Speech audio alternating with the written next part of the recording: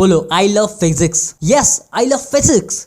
तो हमारा show zoom 100 निकल चुका है। शुरू में काफी अच्छे से निकला, पर थोड़ा एंड आते आते उसको निकलने में थोड़ी मुश्किल होने लगी। पर थोड़ा सा प्रेशर लगाया जब, तब से निकला इकट्ठा 3 किलो, मतलब 3 एपिसोड। तो जैसे भी कहानी वगैरह रही, पर शो निकल चुका है। और जैसे कि शो तो एक एपिक मजेदार रोलर कोस्टर राइड तो थी ही, जिसमें आगे की कहानी किसी भी मोड़ पे एक्सपेक्ट करना काफी मुश्किल था। भाई कभी क्या हो जाए क्या पता। सही बताऊं तो मुझे पहले लगता था शो कुछ ऐसा रहेगा कि हमारा मेन कैरेक्टर दुनिया को बचा लेगा, zombie apocalypse and that's all. Typical Solan वाला दिमाग। क्योंकि सही बताओ तो भाई मुझे बकेट लिस्ट का मतलब ही नहीं पता था, नहीं तो शो का नाम पढ़ते हुए पूरा प्लॉट समझ में आ जाता। पर now I know very much. और तुमने शो में ध्यान दिया होगा, शो ने एक बार भी बात नहीं करी इस बारे में कि ये ज़ॉम्बी वाली प्रॉब्लम कितनी ज्यादा सीरियस है, इसकी वजह से देश पे क्या असर पड़ रहा है, और भाई साहब पूरा का पूरा देश भी तो तबाह हो सकता है इसकी वजह से।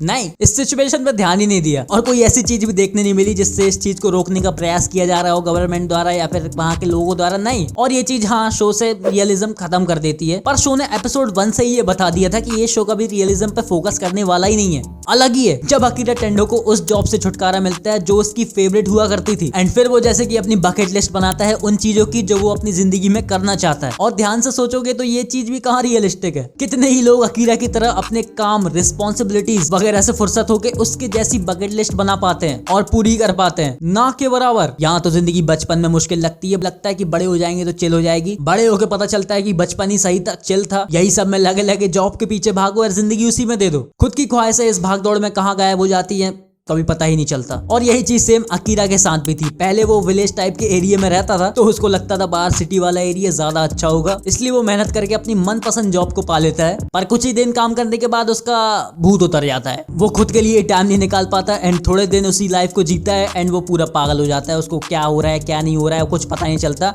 बस पूरा दिमाग उसका सटक चुका होता है। और ये चीज काफी हद तक रियलिटी को भी दर्शाती है। और ये एक गजब बात नहीं है कि कभी कभी कुछ सेंसलेस चीजें एक ऐसा सेंस बना जाती हैं जो कि सेंस वाली चीजें भी नहीं बना पाती। और बाकी ये सब बातें तो काफी रिलेटेबल और काफी डीप में चले गए हम। पर ये तो साफ है कि शो का थीम यही था, यू ओनली लिव वंस। पूरे शो का मेन मैसेज बस इतना ही था। ज़ॉम्बी अपोकलिप्स तो भाई एक बहाना था, वो बस एक जरिया ही था। क्योंकि अकीरा की जॉब वाली लाइफ ज़ॉम्बी से कम थी क्या? फ्री विल तो थी पर कुचल दी गई थी। खुद का दिमाग भी था पर बचा नहीं था। जिंदगी पूरी ऑर्डर पे चल रही थी, सही गलत का होश ही नहीं, पूरे ज़ॉम्बी वाले लक्षण। वो भी एक तरीके का ज़ॉम्बी ही था। और यही चीज इस एनीमे को काफी खास बनाती है। सबको फ्रेश एक्सपीरियंस मिलता है। जो एनीमे में नए हैं और तो और जो बंदे एनीमे में प्रो हो चुके हैं, अपने जैसे देखते रहते हैं, उनको कुछ नया ज्यादा अच्छा नहीं लगता, तो उनको भी इस शो ने काफी मजा दिया है। क्योंकि भाई एक अलग ही यूनिक शो था ये। और साथ में एनिमेशन तो काफी बढ़िया और क्लीन था, एकदम वाइब्रेंट कलर्स थे। जब अकीरा की जिंदगी के लगे हुए थे उसको भाई साहब को समझ में नहीं आता जब पूरा एनीमे की टोन डार्क हो जाती है, बट जैसे ही उसकी जिंदगी में कलर आते हैं तो एनीमे में भी आ जाते हैं स्मॉल डिटेलिंग। और जब ये शो नया नया आया था, जब वहां पे कई बातें हो रही थी कि ये शो बता रहा है भाई एनिमेटर्स की लाइफ दर्शा रहा है ये शो। जैसे स्टार्टिंग में अकीरा की हालत हो गई थी वैसा ही हालत रहती है एनिमेटर्स की। और ये चीज सही भी है, बट ध्यान रहे नो माप्पा was harm in this video, no.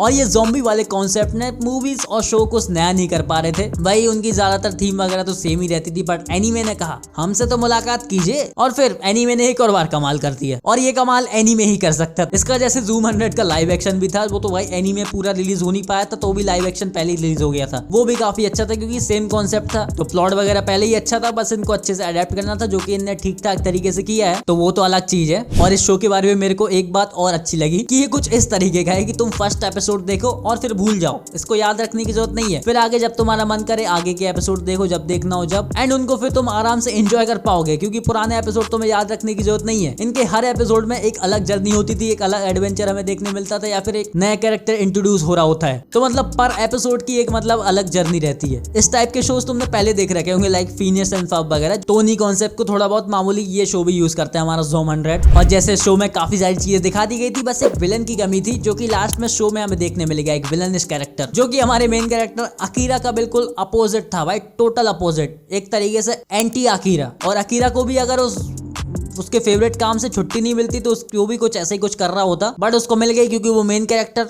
और वो विलन भी साफ साफ जिंदगी से हारा हुआ था। उसको अकीरा से बचपन ही से जलन हुआ करती थी, एंड पता नहीं वो जलन करता ही रहा, कभी उसने उस चीज को फिक्स करने की ट्राई नहीं किया। पता नहीं उसका कुछ ऐसे ही था, वो अभी कभी अपनी मन की बात नहीं बता पाया अकीरा से। अकीरा और उसके दोस्तों ने ट्राई किया था बट वो भाग गया, तो वो उस चीज को फिक्स नहीं कर पाया। बाकी जो भी हो, जब उस कैरेक्टर का एंड हो रहा होता है, जब वो अपने अंत समय में होता है, तो फील तो होता है भाई के लिए। और उसका एक लास्ट वाला शॉट भी काफी बैडएस दिख रहा था। वैसे उसका क्या होता है ये क्लियरली नहीं बताया, वो नदी में कूद जाता है एंड पूरी तरीके से ज़ॉम्बी भी नहीं बनता।